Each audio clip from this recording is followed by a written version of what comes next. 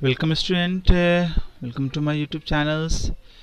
सो आज हम लोग क्लास 10th के मैथमेटिक्स में ग्राफिकली हम सिस्टम ऑफ इक्वेशन को कैसे सॉल्व करेंगे उसको जानेंगे, और साथ ही साथ जो है area bounded by the lines, और ये भी जानेंगे कि ये जो ग्राफ ड्रॉ किया जाएगा तो इससे जो एरिया बनेगा है ना, उसको कैलकुलेट कैसे करेंगे उसकी हम लोग बात करेंगे इस वीडियो में।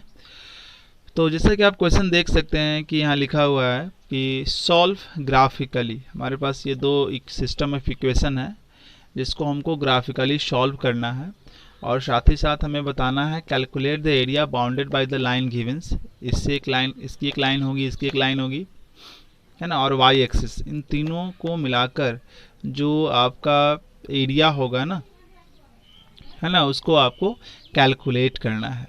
तो आइए इसको हम लोग देखते हैं कैसे बनाएंगे। तो स्टूडेंट सॉल्व करते हैं हम लोग इस तरह से इसको। सॉल्यूशन, सबसे पहले हम आपको बताया गया है कि ग्राफिकली कैसे बनाते हैं।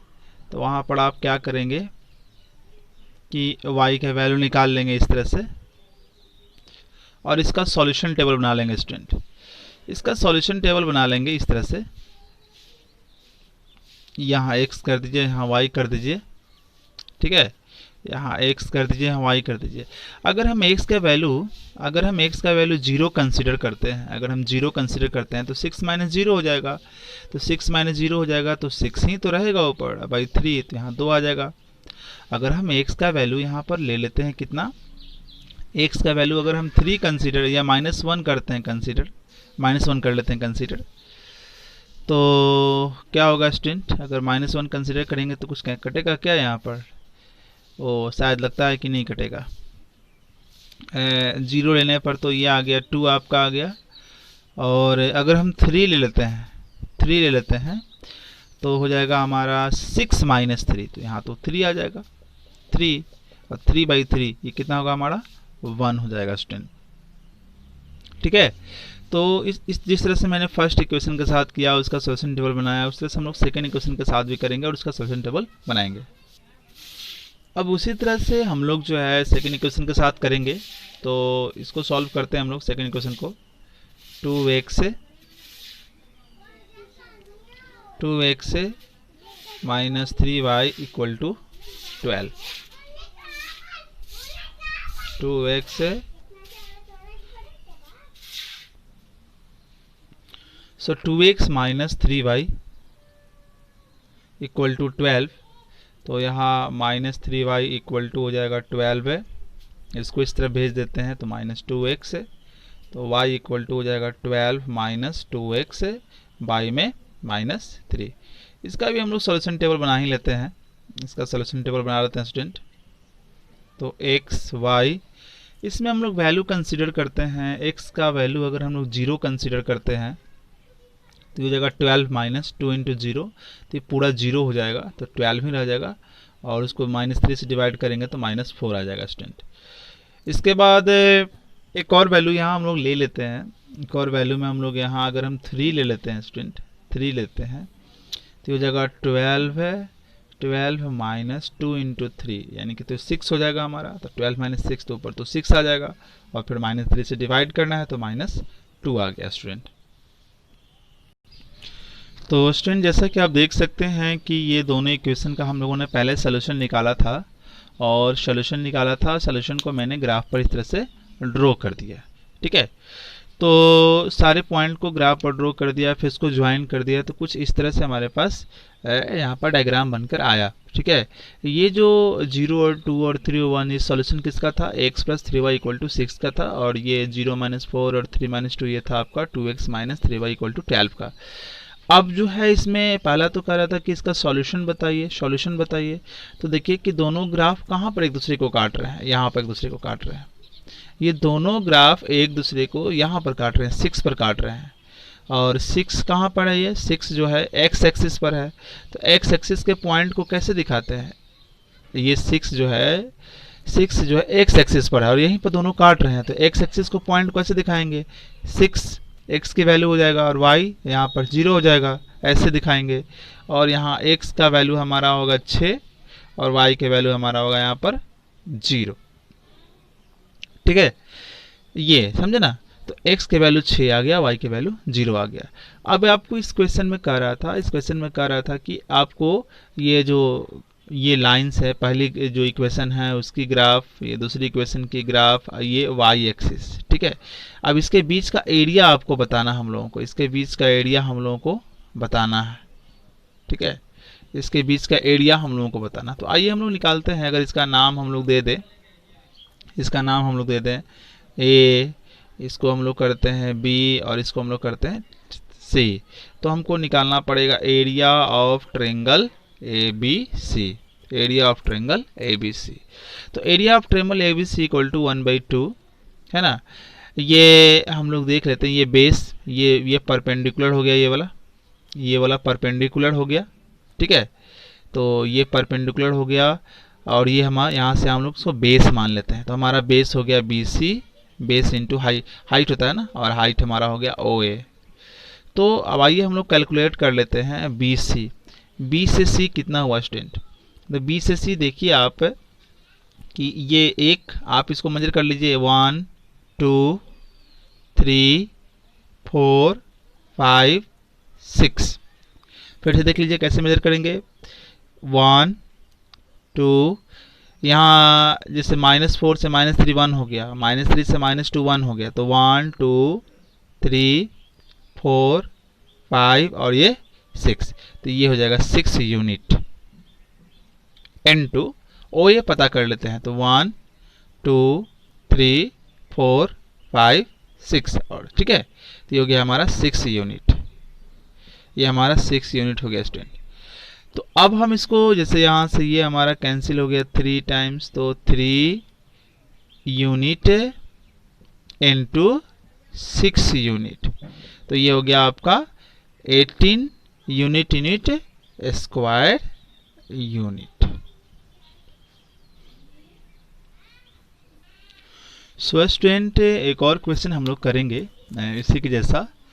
तो जैसा कि आप क्वेश्चन देख सकते हो यहाँ पर, solve graphically and set the reason bounded by these lines with x axis and find the area of the shaded region. पहले हमको क्या करना पड़ेगा, इस क्वेश्चन को पहले हमको ग्राफिकली इसको सॉल्व करना पड़ेगा, और इसके बाद जो है इन दोनों इक्वेशन के ग्राफ लाइन और एक्स एक्सिस के बीच के एरिया को, रीजन को, क्षेत्र को क्या करना पड़ेगा, आपको सेट करना है हम लोगों को, और देन उसका जो है शेडेड रीजन का हमें एरिया पता करना है। तो आइए हम उसको सॉल्व करते हैं और देखते हैं कितना इसका एरिया आएगा। तो सबसे पहले हम लोग क्या करेंगे, इसका हम लोग, जैसा कि आप जानते हो, सॉल्यूशन टेबल बना लेंगे हम लोग। 2x + y = 6, तो y इक्वल टू क्या हो जाएगा, 6 - 2x। तो इसका सॉल्यूशन टेबल xy, हम लोग यहाँ 2 सॉल्यूशन टेबल इसका बना लेंगे।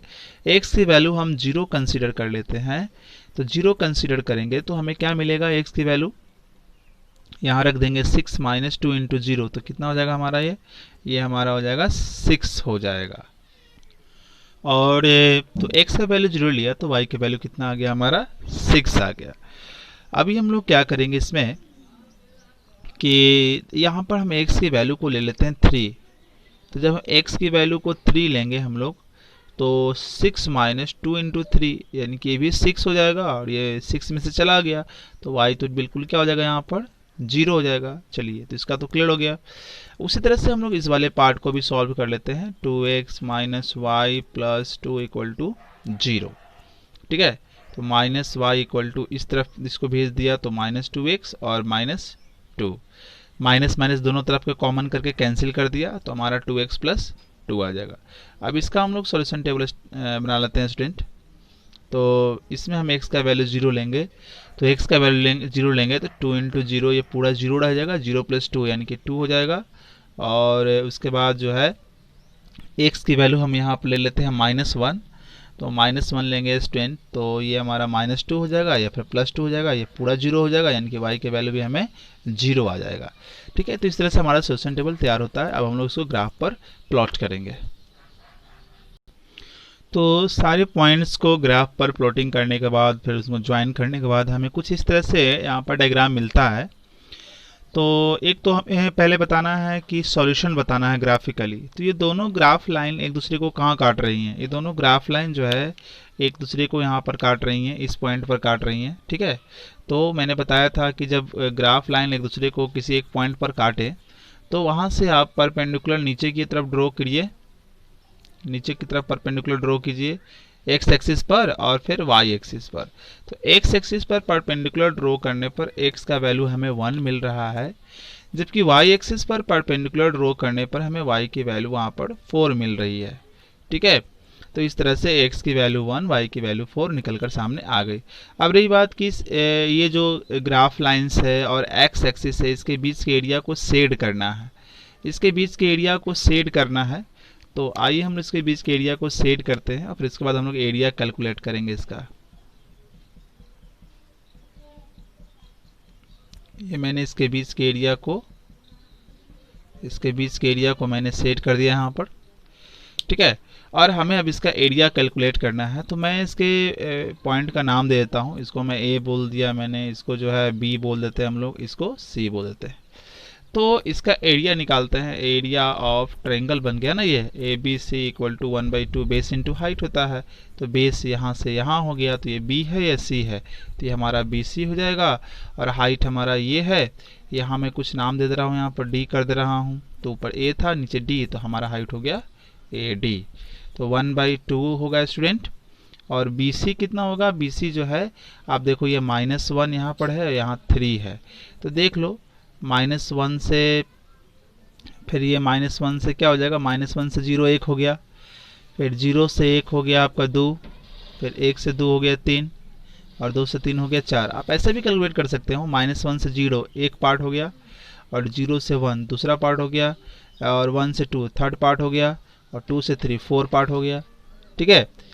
समझे ना बात को। या नहीं तो ऐसे कर सकते हैं आप कि हमें -1 से 3 के बीच में कितना डिस्टेंस हुआ, तो -3 माइनस और -1 था, ऐसे कर लेंगे। तो ये कितना हो जाएगा हमारा 3 + 1 कितना हो गया हमारा, ये 4 हो गया।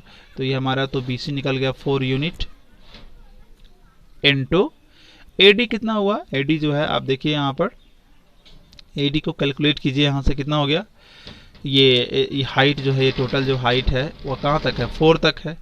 ये हाइट जो है ये 4 हुआ, तो 4 यूनिट यहाँ भी निकल कर आ गया ये आपका। तो ये इससे कैंसिल, तो 2 4 जा यहाँ होगा 8, और यूनिट क्या हो जाएगा आपका स्क्वायर यूनिट हो जाएगा स्टूडेंट। तो इस तरह से हम लोगों ने देखा कि जो इक्वेशन सिस्टम ऑफ इक्वेशन होता है तो ग्राफिकली ऐसे सॉल्व करते हैं, और ग्राफ लाइंस और एक्स एक्सिस या वाई एक्सिस के साथ रीजन को सेट करना और सेटेड रीजन का एरिया कैसे फाइंड आउट करते हैं, वो सारी चीज़ें यहाँ पर हुई। स्टूडेंट एक और क्वेश्चन हम लोग डिस्कस कर लेते हैं, और ये क्वेश्चन ये है कि x - y + 1 = 0 और 3x + 2y - 12 = 0। यानी कि ये दो सिस्टम ऑफ इक्वेशन है, और इसको हम लोग ग्राफिकली सॉल्व करना है। और सॉल्व करने के बाद इसको क्या करना है कि ये इनके लाइंस और एक्स एक्सिस के बीच जो रीजन बनेगा है ना, वो उस रीजन के वर्टिसेस पता करने हैं, और फिर उसको शेड करने हैं, और शेड करने के बाद आपका जो भी डायग्राम बनेगा उसका एरिया निकालने हैं, ठीक है। तो आइए इसको हम लोग देखते हैं। सबसे पहले तो ये ग्राफिकली सॉल्व करने के लिए हमको सॉल्यूशन निकालना पड़ेगा। तो सॉल्यूशन निकालना पड़ेगा, तो x - y + 1 = 0, -y = -x और -1, माइनस माइनस दोनों तरफ को कॉमन करके कैंसिल कर दीजिए, तो यहाँ हो जाएगा x + 1 होगा स्टूडेंट। तो अब इसका हम लोग टेबल बना लेते हैं, सॉल्यूशन टेबल बना लेते हैं। x का वैल्यू 0 लेते हैं, तो ये 1 होगा, और -1 लेंगे x की वैल्यू, तो ये 0 हो जाएगा। अब हम लोग दूसरी इक्वेशन को सॉल्व करते हैं student. 3x + 2y = -12 = 0, 3x + 2y - 12 = 0। तो यहाँ हो जाएगा 2x = आपका 12 - 3x, और y = हो जाएगा 12 - 3x/2। इस तरह से यहाँ पर सोल्यूशन टेबल तैयार कर लेंगे इसका। तो इसमें x की वैल्यू हम 0 लेंगे तो हमारा y 6 आएगा। ये पता है आपको प्रोसेस कैसे करना है, मैं बार बार इस पर एक्सप्लेन नहीं करूँगा। और इसके बाद जो है x की वैल्यू अगर मैं 4 ले लेता हूँ, तो 3 × 4 12 हो जाएगा, 12 - 12 0, 0/2 0, तो 4 लेने पर स्टूडेंट हमारा क्या आ रहा है वैल्यू, 4 लेने पर हमारा वैल्यू यहाँ पर 0 आ जा रहा है। अब हम दोनों वैल्यू को हम जो है ना एक्सेस पर दिखाएंगे, वहाँ प्लॉट करेंगे, फिर ज्वाइन करेंगे। उसके बाद हम लोग देखते हैं कि कैसा डायग्राम बनता है, फिर उसका एरिया हम लोग कैलकुलेट करेंगे। सो स्टूडेंट, हम लोगों ने सारे पॉइंट को प्लॉट कर दिया ग्राफ पर, फिर ज्वाइन कर दिया। तो ज्वाइन करने के बाद इस तरह से हमें यहाँ पर डायग्राम मिला। ठीक है, तो क्वेश्चन कह रहा था इसमें कि सबसे पहले जो है determine the coordinate of the vertices of triangle. ये जो बना उसके कोऑर्डिनेट बताना है आपको। तो इसका नाम दे दीजिए, इसका नाम ए कर देते हैं, इसका नाम हम लोग बी और इसका नाम हम लोग सी करते हैं। तो ए का कोऑर्डिनेट क्या होगा, ए का कोऑर्डिनेट ये, इसका कोऑर्डिनेट क्या होगा तो देखेंगे यहाँ से एक्स एक्सिस पर 2 है और वाई एक्सिस पर 3 है, तो इसका कोऑर्डिनेट होगा 2 और 3। और जहाँ तक सॉल्यूशन की बात आएगी तो ये पॉइंट ऑफ इंटरसेक्शन है, यहाँ पर दोनों ग्राफ लाइन एक दूसरे को काट रही है। तो सॉल्यूशन कैसे पता करेंगे, आपको पता है मेथड, एक्स एक्सिस पर परपेंडिकुलर, वाई एक्सिस पर परपेंडिकुलर। तो एक्स एक्सिस पर परपेंडिकुलर तो 2, वाई एक्सिस पर परपेंडिकुलर तो 3, तो 2/3 आ जाएगा आपका ये। और ए का कोऑर्डिनेट भी हमारा कितना आ गया, 2 और 3 आ गया। बाकी बी का कोऑर्डिनेट हमें पता है 1 और -1 और 0। तो बी का कोऑर्डिनेट हो गया आपका -1 और 0, और सी का कोऑर्डिनेट भी हमें पता है क्या, 4 और 0। तो कोऑर्डिनेट निकल गया। एरिया सॉल्व को भी कर लिया हम लोगों ने ग्राफिकली। अभी हमको एरिया को शेड करना है, तो एरिया को आइए शेड करते हैं।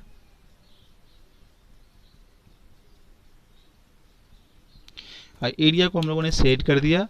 अब शेडेड जो एरिया है उसका हमें शेडेड जो एरिया है उसको कैलकुलेट करना है। तो इसका नाम ए पॉइंट था, तो इसका नाम मैं डी कर दे रहा हूँ। और अब हम लोग एरिया निकालने जा रहे हैं। तो एरिया किसका, ए है और ये बी है और ये सी है। तो area of triangle A B C 1/2 base into height होता है, 1/2 बेस इंटू हाइट होता है, तो बेस हमारा BC हो जाएगा और हाइट जो हमारी होगी AD होगी। तो 1/2 BC, ये -1 और ये 4। तो मैंने बताया था कि 4 -1, तो यानी कि 4 + 1 ये 5 यूनिट हो गया, 5 यूनिट हो गया। और ये हाइट कितना हो गया, ये कितना तक है, ये यानी कि 3 यहाँ पर हाइट हो गया। तो ये हो गया 15/2। सो 15/2 स्टूडेंट कितना हो जाएगा, 7.5 स्क्वायर यूनिट हो जाएगा आपका। सो स्टूडेंट, हम लोगों ने देखा कि किस तरह से हम लोग एक सिस्टम ऑफ इक्वेशन को ग्राफिकली सॉल्व करेंगे, और सॉल्व करने के बाद जो है जो रीजन बनेगा उसको कैसे, उसका वर्टिसेस निकालेंगे, किस तरह से शेड करेंगे, और शेडेड रीजन का एरिया कैसे निकालते हैं, ये सारी चीज़ें इस वीडियो में डिस्कस करी गई। So that's all in this video, rest in the next video, और अगले हम वीडियो में इससे आगे सीखेंगे। So thank you for watching and keep learning and stay at home. Thank you.